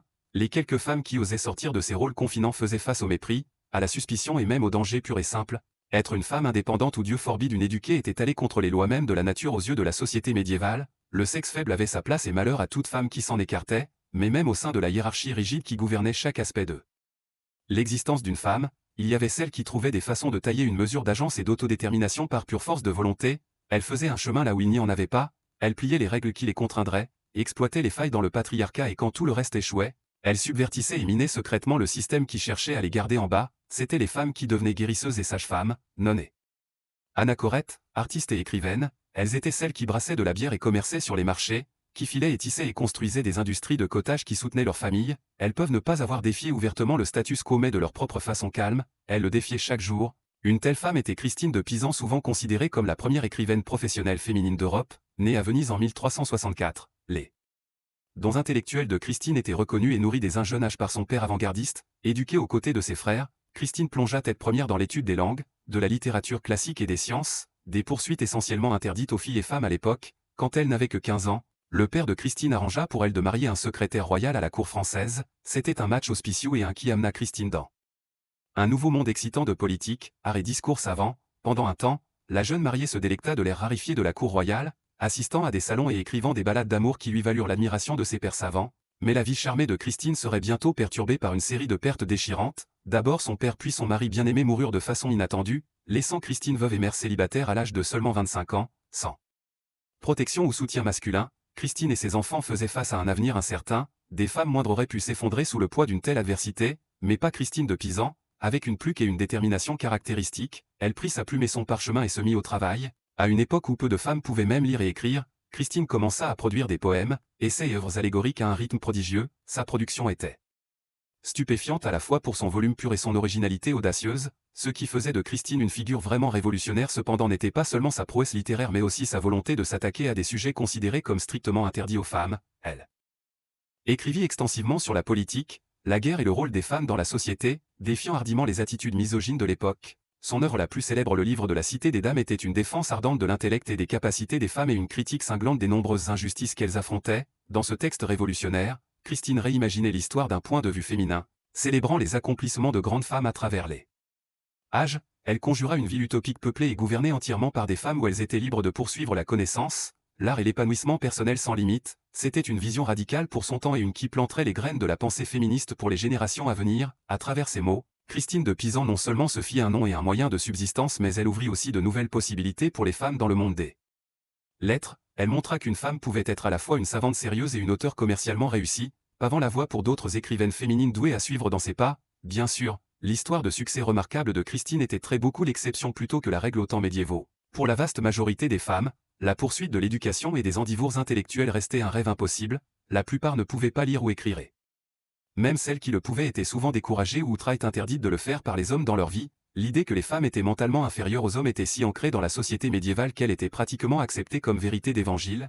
Des savants érudits et leaders religieux dévouaient des pages interminables à des théories élaborées sur les déficiences de l'esprit féminin. Les femmes, Argyle, étaient trop faibles, trop émotionnelles et trop facilement soyées par la tentation pour être confiées à des matières sérieuses de l'intellect. Ces croyances avaient des conséquences très réelles et dommageables pour la santé et le bien-être des femmes médiévales. Avec peu de compréhension de la biologie féminine, les médecins diagnostiquaient et traitaient routinièrement mal les problèmes médicaux des femmes. Les menstruations étaient vues comme une malédiction, un signe de l'impureté inhérente des femmes. La ménopause était considérée comme une forme de folie, et l'accouchement, cette expérience la plus quintessentiellement féminine, était une entreprise périlleuse qui emportait d'innombrables vies. En l'absence de médecins et sages-femmes formés, les femmes étaient laissées à compter sur des remèdes populaires, la superstition et la sagesse d'autres femmes pour les voir à travers leurs moments les plus vulnérables. Des concoctions à base d'herbes étaient brassées pour soulager la douleur du travail, des amulettes et charmes serrés dans l'espoir d'assurer une livraison sûre, mais trop souvent ces mesures désespérées n'étaient pas assez, même pour celles qui survivaient au danger de l'accouchement. Le spectre de la mort n'était jamais loin, la maladie et la malnutrition étaient rampantes et les accidents une menace constante. Dans un monde éclairé seulement par le feu, une simple coupure pouvait mener à une infection fatale, une chute d'un cheval ou en bas d'un vol d'escalier pouvait laisser une femme estropiée ou pire, et si une femme battait les odes et arrivait à la vieillesse, elle était susceptible d'être veuve, appauvrie et uterlie dépendante de la charité des autres. Dans une société sans filet de sécurité sociale, le sort d'une femme vieillissante était souvent sinistre en effet. Sans mari ou enfant masculin pour subvenir à ses besoins, elle pourrait être forcée de mendier des miettes ou d'emménager avec des parents réticents qui la voyaient comme rien de plus qu'un fardeau. Si elle était chanceuse, elle pourrait trouver du travail comme servante ou gardienne, et king out une subsistance maigre dans ses dernières années, mais trop souvent elle serait simplement laissée à se débrouiller seule, abandonnée et oubliée par un monde qui n'avait plus d'utilité pour elle. C'est un tableau sombre pour sûr, mais il est important que nous n'oublions pas les réalités dures affrontées par nos aïeuls, leurs luttes, leurs sacrifices et leurs actes calmes de résilience. Ont pavé la voie pour les libertés et opportunités que nous jouissons aujourd'hui. Nous nous tenons sur les épaules de géants même si leurs noms ont été perdus pour l'histoire, mais autant que nous pourrions aimer imaginer que nous avons laissé les injustices du passé derrière nous. La vérité est que les droits des femmes restent un travail en cours même maintenant au XXIe siècle. Les femmes à travers le monde continuent à affronter discrimination, violence et oppression au quotidien. Les spécificités peuvent avoir changé mais les attitudes et structures de pouvoir sous-jacentes qui permettent de tels abus ne sont pas si différentes de celles des temps médiévaux. Nous avons parcouru un long chemin mais nous avons encore un long chemin à parcourir, et alors que nous continuons le combat pour une égalité vraie, nous ferions bien de nous souvenir des femmes qui nous ont précédées, les Christine et les Éléonore, les mères et filles sans nom qui ont enduré des difficultés inimaginables et pourtant trouvé des façons de persévérer. Leur force, leur courage et leur esprit indomptable vivent en chacun de nous. Il nous incombe d'honorer leur héritage et de continuer à pousser en avant jusqu'au jour où chaque femme partout peut vivre librement, pleinement et sans peur. Donc ne regardons pas en arrière sur les vies des femmes médiévales avec pitié ou condescendance mais plutôt avec un profond respect et admiration. La leur était un monde que nous pouvons à peine imaginer, un monde de corvées incessantes et de chagrins inimaginables, et pourtant face à tout cela, elles trouvaient des façons de tailler des moments de joie, de résilience et même de rébellion. Elles étaient les héroïnes méconnues de leur âge, celles qui tenaient la moitié du ciel même alors que le poids du monde pressait sur leurs épaules. Nous leur devons une dette qui ne peut jamais être pleinement remboursée mais nous pouvons commencer par nous souvenir de leurs histoires, en prononçant leur nom et en portant leur combat, car tant qu'il y a de l'injustice dans ce monde, tant qu'il y a des femmes à qui on refuse leurs droits et dignité de base, leur travail ne sera pas terminé et le nôtre non plus. Donc tirons force de leur exemple et ne oublions jamais les sacrifices qu'elles ont faits pour que nous puissions un jour vivre dans un monde où chaque femme peut se lever et réclamer sa place au soleil. C'est un rêve qui vaut la peine de se battre et un que nous ne devons jamais arrêter de poursuivre pour le bien de nos mères, nos sœurs, nos filles et toutes les générations de femmes encore à venir. Comme nous l'avons vu, la vie pour les femmes au Moyen-Âge était pleine de difficultés et de défis qui sont difficiles pour nous de pleinement comprendre aujourd'hui. Dès le moment où elles naissaient, les filles faisaient face à une bataille en montée dans un monde stacked contre elles. L'enfance était un temps précaire avec beaucoup ne survivant pas au-delà de l'âge de 5 ans en raison de la maladie, de la malnourrissement et du manque de connaissances médicales. Celles qui le faisaient devaient souvent grandir bien trop vite. Pour les filles nobles comme Isabeau de Bavière, la transition de l'enfance à l'âge adulte pouvait être particulièrement abrupte. À l'âge tendre de 15 ans, Isabeau fut envoyée de sa maison en Bavière en France pour épouser le roi Charles VI, un homme qu'elle n'avait jamais rencontré qui était plus d'une décennie son aîné. Imaginez la peur et l'appréhension qu'elle devait ressentir alors qu'elle laissait derrière elle tout ce qui était familier pour embarquer dans un voyage vers une terre étrangère et un avenir incertain. Le mariage d'Isabelle à Charles était arrangé pour des raisons politiques comme c'était typique de l'époque. L'amour et la compatibilité personnelle étaient rarement des facteurs dans ces contrats entre familles puissantes. Au lieu de cela, la valeur d'une femme était liée à sa fertilité et à sa capacité à produire des héritiers mâles pour porter la ligne dynastique. Cela plaçait une pression énorme sur les jeunes mariés comme Isabeau, compliquant encore les choses. Le nouveau mari d'Isabeau, Charles, n'était pas d'esprit sain, prône à des crises de folie qui pouvaient durer des mois à la fois. Il n'était en état de gouverner son royaume, encore moins d'être un partenaire soutien. En conséquence, beaucoup du fardeau tombait sur les épaules d'Isabeau, encore pratiquement une enfant elle-même. Elle fut truste dans le rôle exigeant de reine, attendue à gérer le ménage royal, accueillir des dignitaires, patronner les arts et les charités, tout en étant enceinte ou en se remettant d'un accouchement virtuellement chaque année. Remarquablement, malgré l'instabilité de son mari et les machinations des nobles assoiffés de pouvoir autour d'elle, Isabelle parvint à tenir la monarchie française ensemble par pure force de volonté. Elle porta plusieurs enfants à Charles, y compris le futur Charles VII.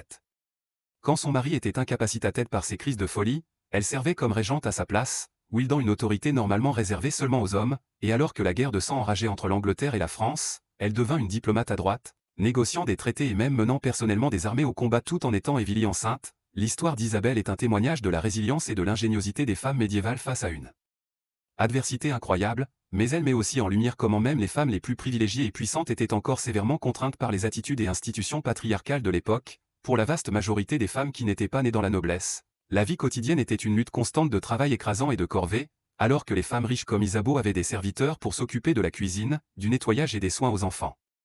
Les femmes paysannes devaient porter tous les fardeaux domestiques elles-mêmes en plus d'aider leur mari avec l'agriculture et d'autres tâches laborieuses. Les vies des femmes paysannes médiévales tournaient autour d'un cycle sans fin de corvées répétitives physiquement exigeantes du lever au coucher du soleil. Il y avait de l'eau à fêcher du puits, du bois de chauffage à ramasser, des animaux à nourrir, du pain à cuire et des repas à cuisiner dans de lourdes marmites en fer sur des feux chauds fumants. Les vêtements devaient être lavés à la main dans la rivière ou le ruisseau local puis suspendus pour sécher. Des bougies et du savon devaient être faits à partir de graisse animale rendue, et bien sûr il y avait le filage constant de la laine en fil, si omniprésent comme tâche pour les femmes que spinster devint un terme pour une femme non mariée. Avec tous ses devoirs essentiels à performer, les femmes paysannes avaient précieux peu de temps de loisirs. Les femmes nobles par contraste étaient libérées de la plupart de ce travail ménial, mais elles manquaient aussi de contrôle sur leur propre temps et activité. Quand elles ne tendaient pas à leur dévotion religieuse requise, les femmes nobles étaient attendues à passer leurs jours sur des passe-temps féminins respectables comme le travail à l'aiguille, la musique et la supervision des serviteurs, avec peu d'opportunités de poursuivre leurs propres intérêts et ambitions en dehors de la sphère domestique, indépendamment de la classe. La seule chose que virtuellement toutes les femmes médiévales avaient en commun était leur position subordonnée aux hommes. Les filles étaient sous l'autorité de leur père, les épouses sous celle de leur mari. Les femmes avaient peu de droits légaux et protections propres. Au lieu de cela, elles étaient vues comme propriétés à transférer d'un homme à un autre, leurs valeurs liées à leur dot, leur chasteté et leur capacité à porter des enfants. Même au sein du foyer, une femme avait peu d'autonomie. Les maris avaient le droit de prendre toutes les décisions pour le ménage et de contrôler le comportement et les mouvements de leurs épouses comme ils le jugeaient bon, par la force si nécessaire. La violence domestique était rampante car les hommes étaient enseignés que c'était leur devoir marital de chastiser et discipliner leurs épouses physiquement ou autrement si elles sortaient des rangs. Le viol conjugal n'était pas un concept. Le corps d'une femme appartenait à son mari pour l'utiliser comme il le plaisait. Si une femme osait défier son mari ou était perçue comme ayant endommagé sa réputation ou son honneur, les conséquences pouvaient être sévères. Quand Marguerite de Flandre fut enlevée le jour de son mariage par son mari furieux Louis de Malle qui l'accusa d'infidélité, elle fut emprisonnée dans son propre château pendant 2 ans. Louis la libéra éventuellement après que le pape l'ait menacée d'excommunication, mais le scandale suivit Marguerite pour le reste de sa vie. Tel était le dilemme des femmes médiévales, damnées si elles le faisaient et damnées si elles ne le faisaient pas. D'une part, elles étaient attendues à être des parangons parfaits de vertu, chasteté et obéissance, chaque mouvement scruté pour le moindre indice d'impropriété qui pourrait ternir leur réputation et celle de leur famille. En même temps, les femmes étaient vues comme des créatures intrinsèquement pécheresses et moralement faibles pour toujours entachées par l'héritage d'Ève la tentatrice originale. Cette contradiction plaçait les femmes dans un bind impossible, et l'Église et la société en général étaient trop impatientes de polisser leur comportement. Modestie et pureté étaient exigées en tout temps. les femmes devaient être silencieuses et cachées de peur qu'elles ne mènent les hommes en tentation avec leur WS féminine dangereuse. Oser exprimer la sexualité ou s'engager dans tout contact non approuvé avec des hommes, même quelque chose d'aussi innocueux que danser ou flirter, pouvait marquer une femme comme une harlot. Les punitions pour comportement inchaste accusés incluaient fouet public, plongée dans l'eau, exil de la communauté et même dans les cas extrêmes la mort. Comme nous pouvons le voir, la vie pour la femme médiévale était de bien des façons une situation lose-lose, isolée, dépourvue de pouvoir et piégée dans des rôles et attentes rigides. Les femmes devaient marcher sur une ligne fine comme un rasoir dans un monde où le deck était stacké contre elles. Mais même face à une telle oppression et difficulté, les femmes médiévales trouvaient des façons de tailler des vies significatives et de façonner leur monde de façon grande et petite. Prenez Christine de Pisan par exemple, née à Venise en 1364. Christine avait la bonne fortune d'être la fille d'un savant qui encourageait sa curiosité intellectuelle dès un jeune âge. Bien éduquée et fluente en plusieurs langues, Christine était une rareté parmi les femmes médiévales. Quand son mari mourut la laissant veuve à 25 ans, Christine fit quelque chose d'encore plus extraordinaire pour l'époque. Elle devint la première auteure professionnelle féminine d'Europe, écrivant des poèmes, livres et traités qui défiaient les attitudes misogynes de l'époque et arguaient pour l'égalité des sexes. Dans son œuvre la plus célèbre, le livre de la Cité des Dames, Christine crée une ville allégorique habitée par des femmes de vertu et d'accomplissement à travers l'histoire. En célébrant les accomplissements et la valeur des femmes à une époque où elles étaient plus souvent dénigrées, Christine planta les graines de ce que nous pourrions maintenant appeler féminisme. Ses idées révolutionnaires continueraient à influencer les penseurs pour des générations à venir. Christine n'était pas la seule femme médiévale à briser le moule. Hildegarde de Bingen était une abbesse allemande du XIIe siècle qui fit des contributions pionnières à des domaines aussi divers que la théologie, la médecine, la botanique et la composition musicale. Jeanne d'Arc, l'adolescente paysanne qui mena l'armée française à des victoires improbables dans la guerre de Cent Ans, en devint une héroïne légendaire et un symbole enduring de pouvoir féminin. Ces femmes exceptionnelles ont au potentiel inexploité et à la force de tant de leurs contemporaines dont les noms et actes ont été perdus pour l'histoire. Il est facile de se perdre dans la litanie des obstructions et abus que les femmes médiévales affrontaient et d'overlook leur esprit indomptable face à l'adversité. Oui, leurs difficultés et circonstances étaient de bien des façons appalling de notre point de vue moderne, mais nous ne devrions pas perdre de vue leur humanité, ténacité et courage aussi. La vie pour la femme médiévale moyenne était définie par un travail éreintant, des limitations suffocantes et la menace omniprésente de violence, et pourtant elle persistait et endurait à travers l'ingéniosité et la ténacité, à travers la trouvaille de sens et de connexion où elle pouvait, à travers les liens de famille et d'amitié féminine. Ces femmes survivaient et même prospéraient du mieux qu'elles pouvaient contre les odes. Le leur est un héritage souvent négligé et sous-évalué, relégué littéralement aux marges des livres d'histoire en faveur des actes des grands hommes. Mais prendre le temps d'apprendre sur et de réfléchir aux luttes et triomphes quotidiens des femmes médiévales enrichit notre compréhension de l'expérience humaine.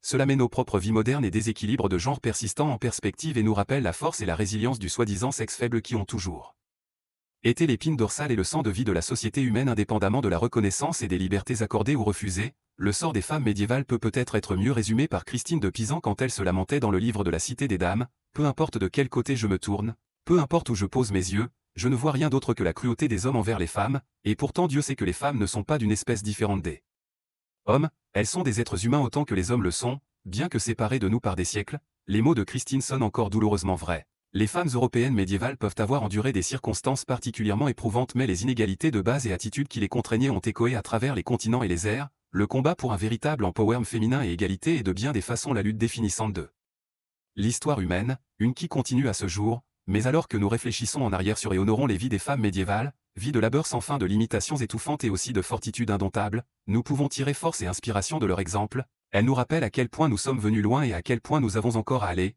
Comme nous l'avons vu, les femmes au temps médiévaux faisaient face à d'immenses défis et oppressions dans presque chaque aspect de leur vie. Dès le moment où elles naissaient, les filles étaient désavantagées, vues comme un fardeau sur leur famille. Beaucoup ne survivaient pas à la petite enfance en raison de soins médicaux pauvres, malnutrition et conditions de vie insalubres. Celles qui vivaient au-delà de l'enfance avaient des routes difficiles devant elles. L'éducation pour les filles était minimale, focalisée principalement sur l'alphabétisation de base, la doctrine religieuse et les compétences pour en faire de bonnes épouses et mères, comme le travail à l'aiguille, la cuisine et la gestion du ménage. Contrairement à leurs frères, les filles n'étaient pas enseignées des sujets plus académiques ou autorisées à poursuivre des professions. Leur chemin dans la vie était limité et prédéterminé. Encore plus restrictifs étaient les mariages précoces auxquels la plupart des filles étaient soumises, généralement dans leur early to mid-teens. Ces unions arrangées étaient faites pour cimenter des alliances politiques ou des affaires entre familles puissantes avec peu de considération pour les désirs de la jeune mariée. Elle était essentiellement échangée comme propriété de son père à son nouveau mari. Un exemple poignant est l'histoire d'Isabeau de Bavière. À l'âge tendre de 15 ans, elle fut envoyée de sa maison en Bavière pour épouser le roi Charles VI de France, un homme qu'elle n'avait jamais rencontré qui était de nombreuses années son aîné, laissant derrière tout ce qui était familier. Elle dut s'adapter à une cour étrangère et à un mari instable prône à des crises de folie. En tant que reine, Isabeau fut trust dans un rôle de grande responsabilité, attendu à exercer une influence calmante sur son conjoint volatile et produire des héritiers mâles pour sécuriser la ligne royale, tout cela comme une adolescente solitaire dans une terre étrange, sa jeunesse et son manque de pouvoir dans son mariage la laissaient vulnérable aux schèmes et manipulations par d'autres nobles, tandis que le comte d'Isabeau est singulier dans son cadre royal, de bien des façons il représente le manque d'agence que la plupart des femmes médiévales expérimentaient en matière de leur mariage. Le père ou les frères d'une fille arrangeaient généralement son mariage en l'utilisant pour améliorer la position sociale de la famille et forger des connexions avantageuses, son consentement n'était pas requis ou même considéré important. Une fois mariée, une femme tombait sous l'autorité de son mari et était attendue à lui obéir comme seigneur et maître. Ses devoirs clés étaient de gérer le ménage, ce qui n'était pas une tâche facile, et de porter autant d'enfants que possible.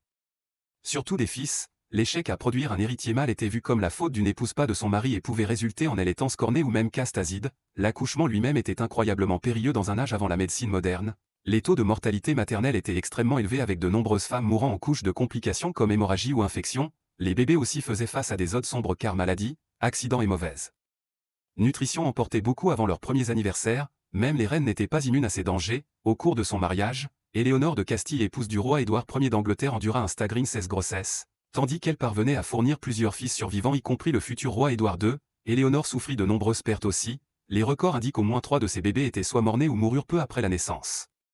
D'autres survécurent à la petite enfance seulement pour être fauchés par les maladies qui couraient rampante aux temps médiévaux. La santé propre d'Éléonore fut endommagée par tant de grossesses et accouchements. Elle développa un prolapsus utérin, une condition douloureuse qui la tourmenta dans ses années ultérieures.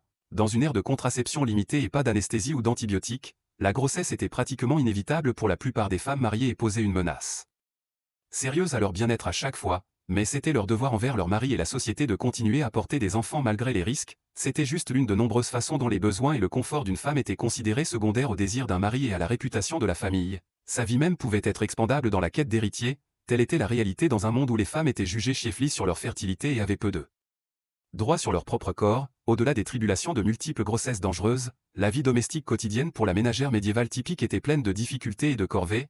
Elle était essentiellement sur appel 24 heures par jour, 7 jours par semaine, responsable de la cuisine, du nettoyage, de l'éducation des enfants, de la couture et de la réparation des vêtements, tendant les jardins de cuisine et le bétail, préservant la nourriture et plus. La sienne était une existence de corvées sans fin, avec des pauses peu fréquentes pour le repos ou les loisirs, se levant avant l'aube pour attiser les feux et commencer les corvées matinales. Elle arrêtait rarement de travailler jusqu'à ce que le reste de sa famille aille au lit, oubliait toute notion de temps pour moi. L'horaire d'une femme tournait complètement autour de servir son mari et ses enfants. Selon la classe sociale de sa famille, une ménagère pourrait avoir 1 ou 2 servantes pour l'assister, mais leur présence signifiait souvent du travail supplémentaire en formation et supervision. Les femmes de classe inférieure manquaient bien sûr ce luxe et devaient porter leur lourd fardeau seules. Dans des quartiers exigus avec une mauvaise ventilation, elles suaient sur des feux d'âtre ouverts et des cauldrons, aux lignes de lourdes marmites d'eau et respirant la fumée. Laver les vêtements et le linge était un processus ardu et chronophage impliquant des cuves d'eau bouillante, du savon de lit, une planche à laver pour frotter les taches, pas d'appareil commode comme des machines à laver ou des aspirateurs, juste de la pure graisse de coude.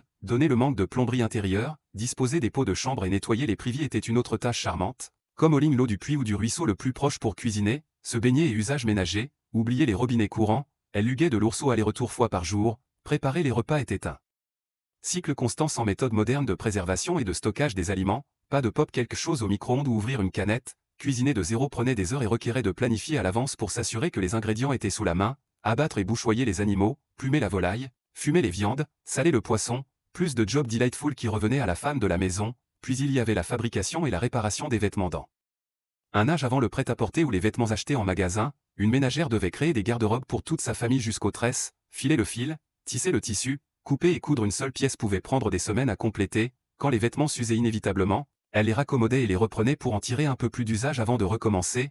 Ajouter les soins aux enfants, le jardinage de cuisine, tendine les malades avec des remèdes à base d'herbes, peut-être faire du fromage, des bougies ou de la bière pour un revenu supplémentaire et vous commencez à avoir l'image. Gérer un ménage médiéval était une entreprise massive requérant endurance, compétence et self-sacrifice. Cela laissait peu de place pour quoi que ce soit d'autre. Même les femmes de rang noble avec plus de serviteurs à leur disposition étaient encore attendues à superviser ses affaires et à contribuer avec le travail à l'aiguille, et elles pourraient échapper à certaines des corvées les plus rudes, mais leur vie était encore énormément circonscrite comparée à leur mari. Tandis qu'ils partaient pour affaires, politique ou guerre, elle était mostly coincée à la maison maindigne le front domestique, donc des plus riches aux plus pauvres. Les femmes aux moyens GE faisaient face à un labeur incessant avec précieux peu de repos, assistance ou appréciation, se levant plus tôt et travaillant plus tard que leur conjoint dans la plupart des cas. Pourtant, toujours de férine à l'autorité masculine, le travail d'une femme n'était vraiment jamais terminé, non qu'elle reçoive Beaucoup de crédit pour garder tout le monde vêtu, nourri et fonctionnel, continuation du script par 8/8, tandis que les anachorètes comme Julienne de Norwich trouvaient le rappel dans la réclusion et la contemplation, d'autres femmes religieuses prenaient un rôle plus actif dans la société médiévale. La croissance des ordres mendiants au XIIIe siècle, particulièrement les franciscains et dominicains, ouvrait de nouvelles opportunités pour les femmes de servir Dieu et leur communauté. Ces ordres accueillaient des sœurs laïques connues comme tertiaires qui prenaient des vœux de chasteté et de service mais vivaient et travaillaient dans le monde séculier plutôt que cloîtrées dans des couvents. Les tertiaires géraient des hôpitaux, enseignaient aux enfants et soignaient les pauvres et les malades. Elles avaient plus de liberté de mouvement et d'association que les nonnes enclosed. Une tertiaire notable était Sainte Catherine de Sienne, née en 1347 dans une grande famille italienne. Dès un jeune âge, Catherine était attirée vers une vie spirituelle intense de jeûne et d'abnégation. Contre les souhaits de ses parents, elle rejoignit les tertiaires dominicaines dans Salatins. Inhabituellement pour une femme de son temps, Catherine apprit à lire et à écrire. Elle commença à correspondre avec des leaders de l'Église offrant conseils et admonestations. Elle réprimanda même le pape pour vivre en France plutôt qu'à Rome. Imaginez l'audace qu'il fallut à une jeune femme laïque. Pour critiquer le vicaire du Christ lui-même, pourtant miraculeusement, le pape écouta, souhaite par la piété et la sagesse de Catherine, le pape Grégoire XI ramena la papauté à Rome en 1377, mettant fin à la papauté d'Avignon. Sainte Catherine n'était pas seulement audacieuse pour confronter les puissants mais aussi tendre pour réconforter les humbles. Pendant l'épidémie de peste à Sienne, elle soigna les malades et les mourants, pensant leurs plaies suintantes sans aucune pensée pour sa propre sécurité. Elle voyait le Christ dans le visage de chaque âme souffrante. Bien que Catherine et ses consoeurs tertiaires aient fait beaucoup de bien, elle vivait et travaillait encore dans un système patriarcal strict qui limitait les voix des femmes. Seulement les plus exceptionnels pouvaient s'élever à des positions d'influence et toujours sous l'autorité de supérieurs masculins. La plupart des femmes médiévales bien sûr n'étaient pas destinées à la sainteté ou à l'influence politique. Elles toilaient simplement jour après jour, portant du mieux qu'elles pouvaient les nombreuses difficultés et restrictions placées sur leur sexe. Il est difficile pour nous de nos jours de pleinement saisir le manque d'agence que les femmes avaient sur leur propre vie et corps. De la naissance à la mort, une femme appartenait aux hommes dans sa vie. D'abord son père puis son mari, peut-être son fils en veuvage. Elle avait peu à dire sur qui elle épouserait, combien d'enfants elle porterait ou quel travail elle ferait. Éducation, droit de propriété et recours légal contre les abus étaient tous et villes circonscrits, et pourtant peindre les femmes médiévales comme de simples victimes passives de l'oppression ne rend pas justice à leur pleine humanité. Au sein de leurs sphères étroites, elles trouvaient des façons de tailler du sens et de wield ce pouvoir qu'elles pouvaient. Elles formaient des réseaux de soutien avec des amies et parentes féminines. Elles prenaient fierté dans leur enfants, leur artisanat, leur piété, dans des actes quotidiens de résilience. Une femme de village sortant ramasser des herbes pour guérir son enfant malade, une épouse abusée cherchant sanctuaire dans un couvent, la fille d'un noble Sweet-Talking son père pour un mariage légèrement plus tard. Nous voyons la force non chantée de la femme médiévale. Elle peut avoir eu peu de contrôle sur les marées plus larges de l'histoire, politique et religion qui façonnaient son monde, mais dans sa vie quotidienne, elle faisait ce qu'elle devait faire pour survivre et si elle était très chanceuse pour trouver des moments de joie et de but, un petit plaisir qui était acceptable pour les femmes était en fait la narration d'histoires. Dans les châteaux, les femmes pourraient se régaler mutuellement avec des contes romantiques de chevaliers braves et leurs amours de dames alors qu'elles travaillaient à leur broderie. Dans les villages, alors que les femmes filaient et tissaient, elles partageraient de vieilles légendes et contes de fées transmis de leur mère et grand-mère. Raconter des histoires était une façon d'amuser, d'enseigner des leçons, de rêver d'un monde un peu plus lumineux et plus hopeful que la corvée de leur lot quotidien. Donc bien qu'elles aient laissé derrière peu d'enregistrements écrits de leur propre voix, les femmes médiévales façonnaient encore notre culture à travers les histoires qu'elles curaient et gardaient vivantes, même dans les temps les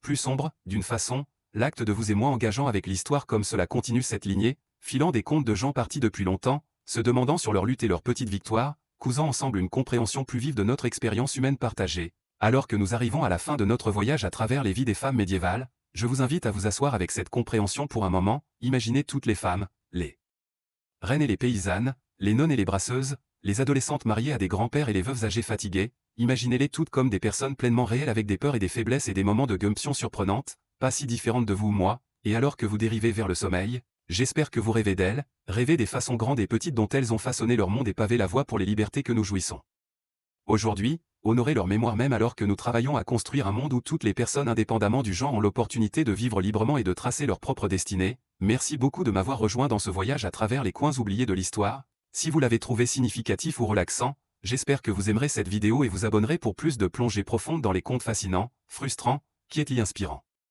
de notre passé partagé. Il y a tant d'histoires restantes à raconter et j'attends avec impatience de les rêver avec vous. Doux rêve.